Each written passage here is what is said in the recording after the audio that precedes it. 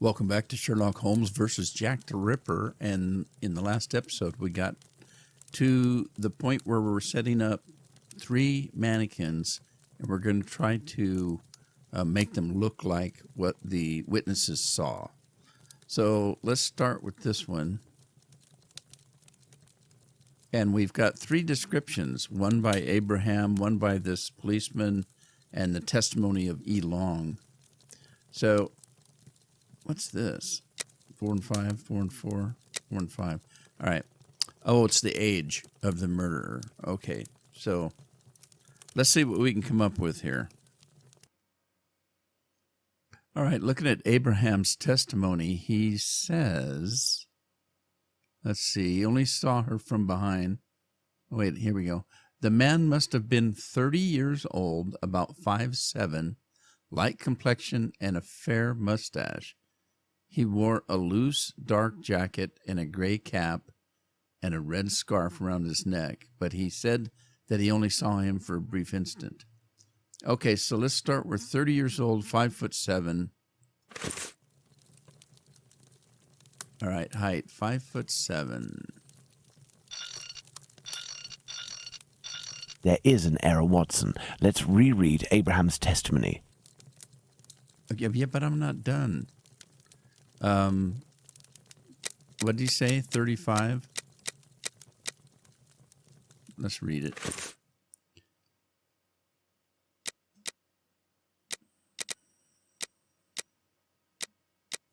"5'7", about 30 years old.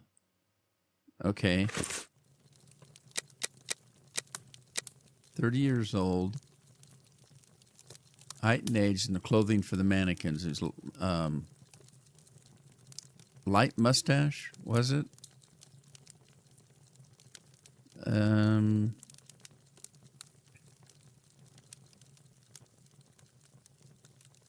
Okay. Didn't say ginger.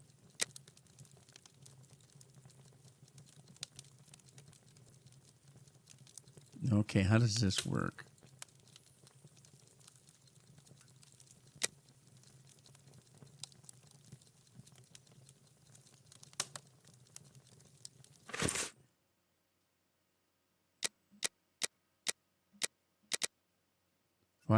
Light complexion and fair mustache. He wore a loose, dark jacket and a gray cap. Okay, a gray cap. How do you put it on the mannequin?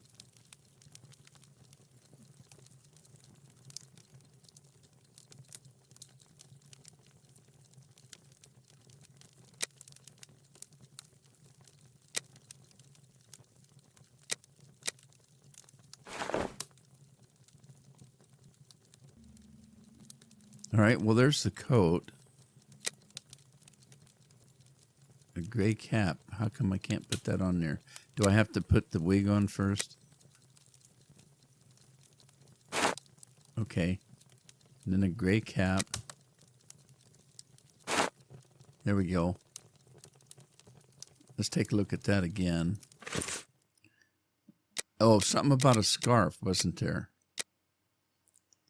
He wore a loose, dark jacket, a gray cap, and a red scarf. All right, a red scarf. I don't see a red scarf, so.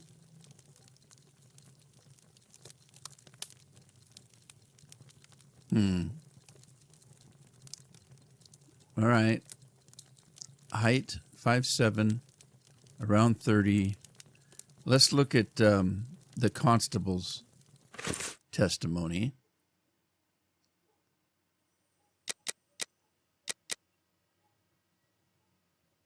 Okay, he was wearing a short black outfit, a small felt hat like a cap in a dark color, and a white collar. He seemed to be a respectable type. He was carrying a packet in his hand. Okay, his outfit reminds me of someone I know. Was he large or older? I don't think so. Okay, this person was youngish, about 5'8". All right, this is weird because he's got such a range from 30 to 28 to 26, 5'8". Let's try the 5'8".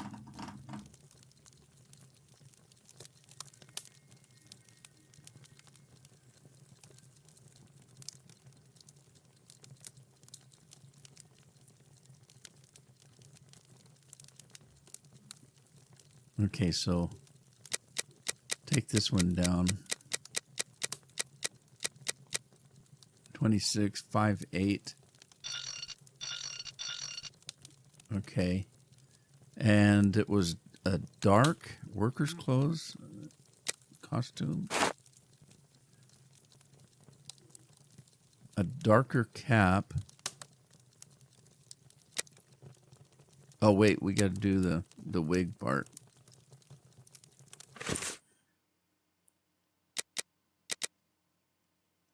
In a short black outfit, a small felt hat like a cap in a dark color and a white collar. He seemed to be a respectable type. He was carrying a packet. Okay, 28, 5'8". He was small, dark brown mustache and an olive complexion. Okay, a dark mustache.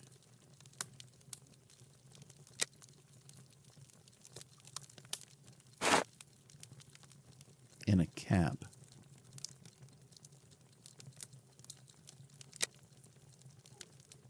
There we are. Magnificent. Okay, well, we got something out of him. We didn't get something out of him, though. Maybe it's the wrong jacket.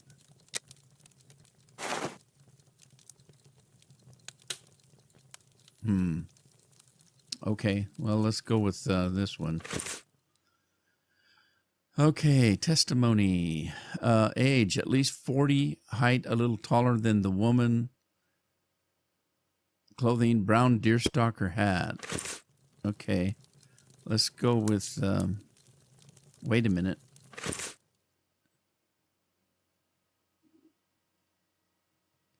Height, clothing, mustache. Dark face, looks like a foreigner. Dark hair and mustache. Okay, so dark hair and mustache. Deerstalker hat.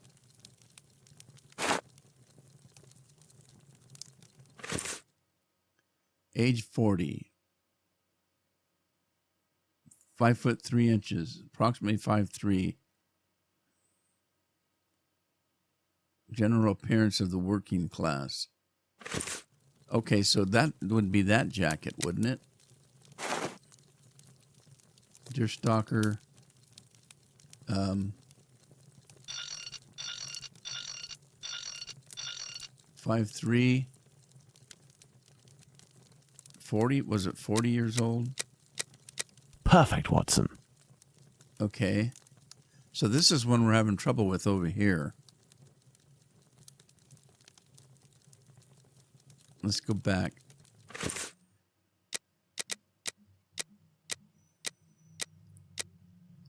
Five seven, light complexion, fair mustache, dark jacket, and a gray cap. Okay, we got the gray cap, dark jacket, gray cap, 5'7", about 30 years old.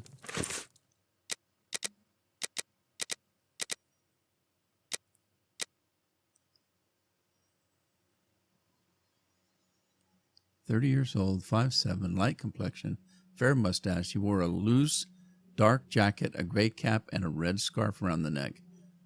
But he said that he only saw him.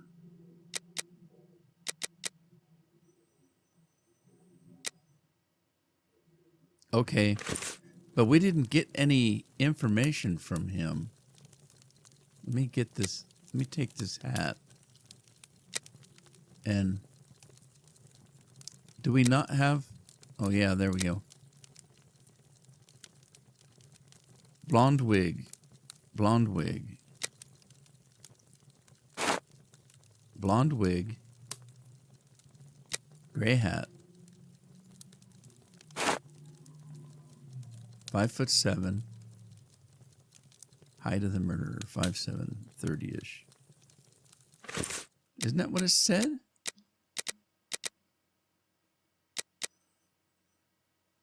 "30 years old, 5'7", light complexion, and a fair mustache. He wore it doesn't say a light mustache. It says a fair mustache. He wore a loose, dark jacket and a gray cap and a red scarf. No, we don't have a red scarf, but maybe that is wrong. Okay, I'm going to change this to blonde. Put the gray cap back on. Let's change the height and see if that makes a difference. Perfect, Watson. Ah, Indeed, Watson, that's the right size for Abraham's mannequin. The account given by Mr. Solomonovich's friend is incorrect in at least one point. The first Joseph said that the man was at least 5'7" tall. The second Joseph said he was 3 inches taller than the victim, whom we know was 5 feet tall, which would suggest a height of 5'3". Don't forget that it was this second Joseph who attracted his friend's attention towards the couple on the other side of the road. We can assume he got a very good look at them. As for young P.C. Smith's account, he must have been mistaken about this person's real height. It is only an inch or two after all, and we can attribute the same height as the other two. okay. So does that mean he wants me to bring him down to 5'3"? Bravo, Watson. Our mannequins have been recreated based on the correct accounts. Now, Watson, let's see in what ways these statements differ and how the witnesses could have been mistaken. Let's look at these wigs and moustaches. Let's start by taking the first Joseph's testimony, who saw the man head-on in a well-lit spot and in which he noted fair hair. Now, let's consider the same person, but in the lighting and angle of the other two witnesses, in the darkness of night, with poor artificial lighting from above. Put out the light, Watson. Okay. Where's the light switch? There it is. Thus, poor lighting and a backlit subject can affect our perception of shades and colours. The wigs from Abraham's mannequin took on the same colour as the other two. The three testimonies, therefore, don't contradict one another, and we can apply the same facial hair to all three mannequins. Turn on the light, Watson. Okay, so we're going to take the Joseph's account where he saw them in the light and said they were blonde. So that means we have to change the wigs to blonde.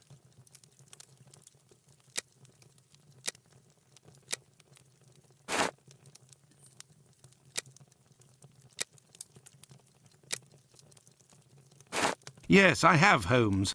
Well done, Watson. With regards to the murderer's hair, the three witnesses should agree on Abraham's testimony. As Joseph is the only one who saw our man in full light, his hair must therefore be fair.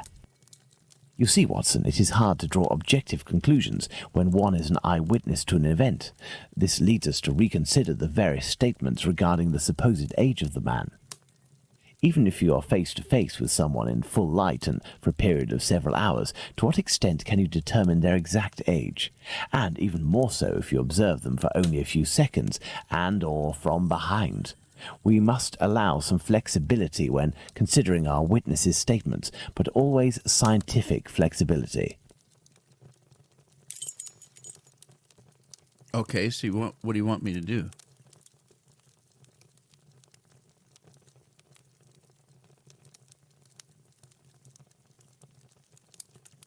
Ah,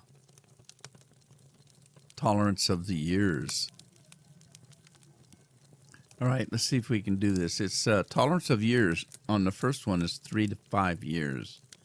So the first set is 25 to 35. Let's go down 26 to 34. And then this one, we're going to go down. So we got 25, 26, 27, 35, 34.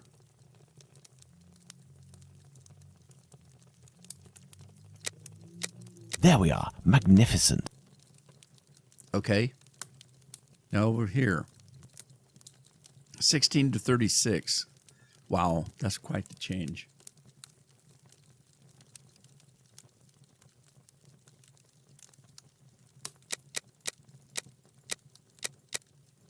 So 17.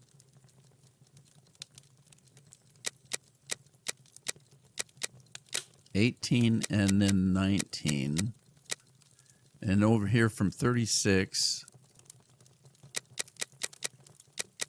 35, 34, and 33. Let's try that. Excellent. Now, on to the next step. Okay, now this one's really weird. It's got him all the way to 40, where one said he was as young as 26. Well, we start off from 30 to 50, and it's a 7 to 10 difference. So we're going to do the same thing. We're going to do 31, 32, and 33 to start with. Okay, 30, 31, 32, 33. And then over here, drop it down to 49.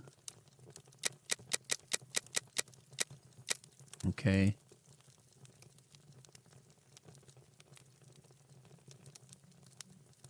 48 and 47. Excellent. Now, on to the next step. Yes, I have, Holmes. Now that we have fully considered the witness accounts, let's see to what extent they agree. If we apply the range of error for each of our dummies, we can deduce the age of our murderer as precisely as possible. Okay, what does that mean? Okay, we got 30, 26, and 40. So 30, we've got a 3 to 5 range. So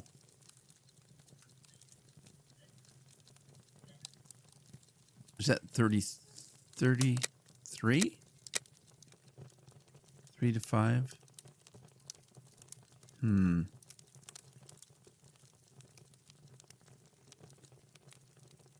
Well, let's start with 33. Or wait, 35. 27 to 33. 27 to 33. 33. Perfect, Watson. Oh. Within a margin of 1 year, Watson, the age of our murderer is 33 years. But the man described by Smith was dressed respectably, whereas the other two were poorly dressed. Indeed, but Whitechapel's respectively could quite easily describe the Sunday bests that all lower-class men own. True. Now, let's place ourselves in the shoes of Liz Stride's killer. He has just slain his victim and sees Louis Diemschutz discover her body. Our killer is at great risk if he stays in the area. He therefore gets away from this spot. Where does he go? But he wants to kill again. However, he might have been spotted in the area before having committed the murder by a constable on his round, perhaps, who managed to get his description. What do you think the killer will do? Okay, well, I don't know. Let's find out.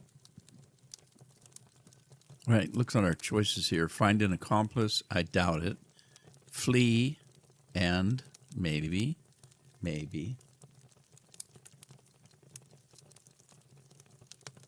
Buy a disguise, wait a while, throw his clothing in a sewer, return home or to a safe location, enter in a pub. I don't think he's going to go where people are because he's full of blood and everything, right?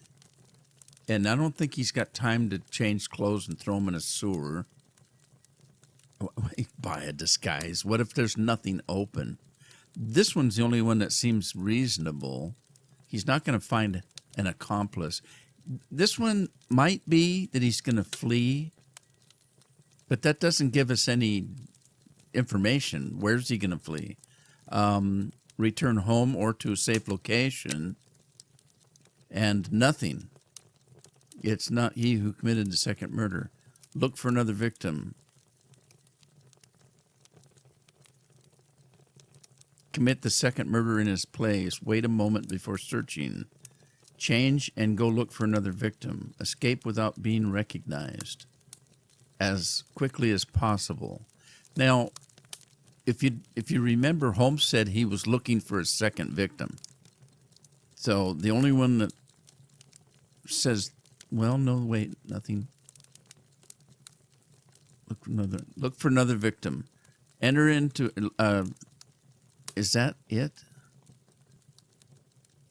Look for another victim. No, that's not it. Okay. Oh, here. He needs to change clothes and look for another victim. Go back home or to a safe location, change his clothes and leave again in search of another victim. It's the only possible explanation, Watson. The man returned to the safety of his lodgings and then decided to go out again with new clothes and repeat his sinister nocturnal work. That's how the discrepancies between the witnesses with regards to clothing can be explained. What a cold-blooded animal! And what determination! Powerful motives are pushing this man. Thus we can conclude that the respectable man with the package may very well have been seen by the two Josephs. Even if it is just a mannequin, it's giving me goosebumps. But have we really made any progress, Holmes?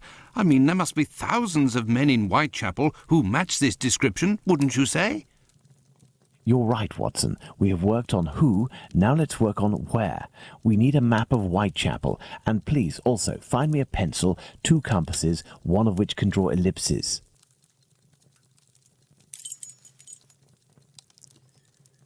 All right, so we're looking for a compass and a pencil. Here we go. And a map. Wasn't there a map on one of the walls? That's not a map.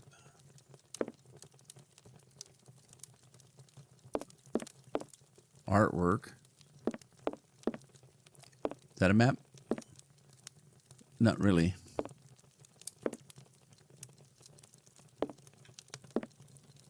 Well, there's kind of a map, but here we go. I am in need of something. Oh. The pencil and the compass. First of all, let's place our 4 murders on this map, as well as the spot where the graffito appeared, and the piece of apron was dropped. Okay, so we've got a map. We have locations. And we've got pictures of the victims. And we've got the compass and the pencil. Is that an eraser? Okay, so that's Annie Chapman.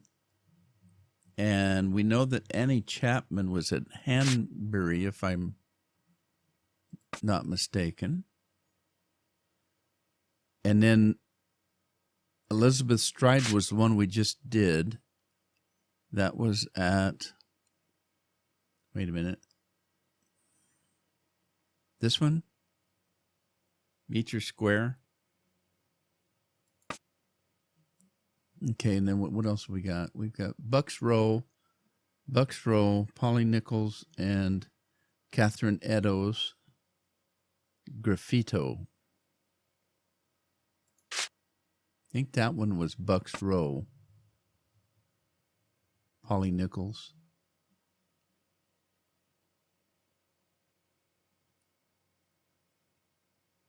Okay, I think I got this wrong.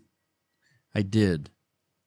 Elizabeth Stride was at Dutfield's yard, and Catherine Eddowes was the one in that dark corner at Mitri Square. What's that one?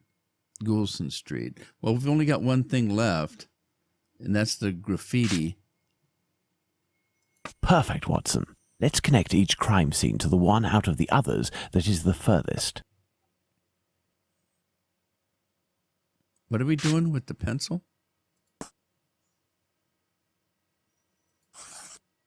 That's the furthest one away. Okay, so that would be the furthest one away from there. Elizabeth Stride. Okay, Elizabeth Stride. and Annie Chapman. You see, Watson, the murders aren't grouped together, but seem to be spread out like cardinal points around a central zone. The killer obviously wanted to avoid returning to the previous scenes of his crimes, assuming that they would be more closely watched or that he could be recognized. So the killer lives at the centre of this cross? In the vicinity, most certainly, but how near? We cannot afford to get it wrong.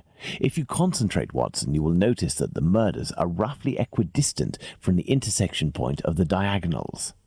Let's focus on the night of the double murder. Remember, Watson, it took us 20 minutes to get from Dutfield's Yard to Mitre Square. Let's draw a line from one to the other. Okay, so that's here to here. Perfect. We didn't make the trip as the crow flies, but that would not harm our estimate. Let's suppose the killer left Dutfield's Yard at 1 a.m. and arrived in Mitre Square at 1:35 a.m. when he was seen by the two Josephs. If he took 5 minutes to change his clothes, that leaves a range of 10 minutes to determine where this man's lodgings are. We must determine the area in which one can go from Dutfield's Yard to Mitre Square in less than half an hour. To do this, let's draw an ellipsis. The length between Dutfield's Yard and Mitre Square corresponds to 20 minutes. By adding half, we get a distance of 30 minutes. By taking the two right segments, each starting from the two murder scenes, and which the sum of the lengths makes 30 minutes, we get our ellipsis. Okay, and how do I do that? By using the compass? It's the only thing. Oh, that. Okay. But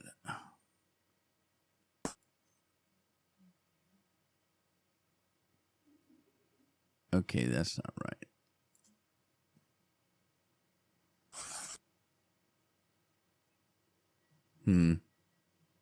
That didn't work. All right, let's try that again.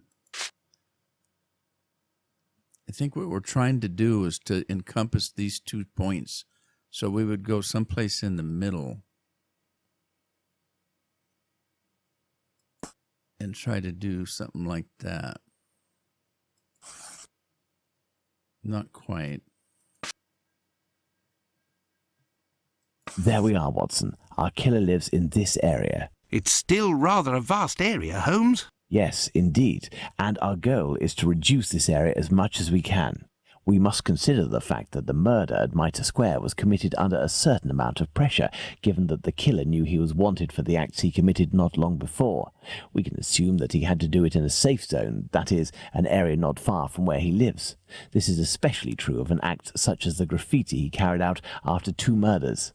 Let's trace a circle around this point, with the distance separating it from Mitre Square as the radius. This will enable us to determine our killer's safe zone. Okay, so that took me about 100 damn times to get it right. Now let's take the compass. I think he wants to include the graffiti because he said he had to go do that. So let's see here.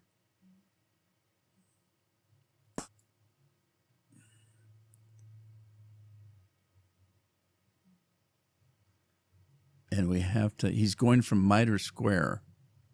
Our killer must surely live inside this circle.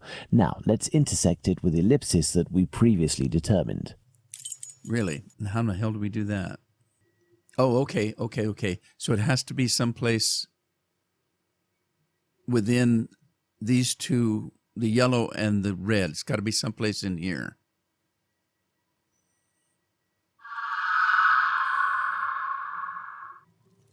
There we are, Watson, the Aldgate district. Shouldn't we inform the police so that they can concentrate their efforts on this area of Whitechapel? It is probably already crawling with inspectors, Watson, and I doubt that they would take us seriously, even if they were willing to listen to what we had to say. Let's focus instead on understanding the killer's modus operandi. We know our murderer preys on prostitutes who are penniless, weak, sick, or alcoholic, that he distracts them the moment before killing them, and that he left an anonymous message inciting anti-Semitic hatred at the entrance of a building occupied by Jews. How would you describe this man? What a coward! Indeed, he is a person of great cowardice. Let's look at his murders, and in particular the depredations on the corpses, putting aside that of Liz Stride, because on that occasion his work was left unfinished. If we recall the observations made on the victims and the parts that were mutilated or damaged on each of the bodies, without forgetting the fact that he also removed one or more organs, we can ascertain that our killer evolves during the course of the murders, cowardly and still evolving. And yet, look at the location of our first murder, that of Polly Nichols in Bucks Row. It is the most distant from the area our killer would appear to live. Perhaps this murder was preceded by another within the killer's area. I believe a cowardly killer would commit his first murder in an area close to his home, in order to find refuge as quickly as possible on carrying out the act. Holmes, an idea just occurred to me that fills me with dread. This evolution of which you speak. He will pursue his next victim as long as the conditions permit him to continue killing Watson. But how could one go even further in this horror? Look at what he did to that woman, Catherine Eddowes. In order to avoid having to answer that question, we must act with haste and planning. Watson, I suggest you inform yourself on the mutilations sustained by the victims. We played with the idea that this could be an act of vengeance against prostitutes. If the mutilations correspond to areas affected by a specific pathology, perhaps the killer wanted to give an eye for an affliction he felt the prostitutes he knew were responsible for. And this trail leading to Dr. Tumblety, Holmes? I also have a few things to look into in the meantime. I still have a primary witness to track down, not to mention old trails I've yet to pursue. See you soon, Watson. When we first spoke about the Bucks Row murder with Watson, he was reading a newspaper, The Star, dated September 1st, 1888, I believe, which mentioned similar murders in the preceding months.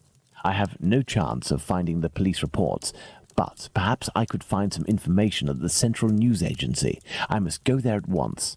Afterwards, I'll go back to see Abraham, the owner of the pet shop in Whitechapel. The second Joseph's statement would lead me to believe that he may know the man spotted on the corner of Church Passage that night.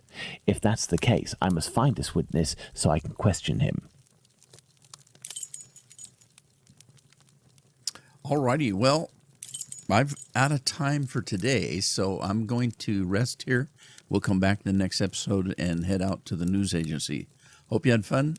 I hope to see you there. Ta-ta for now.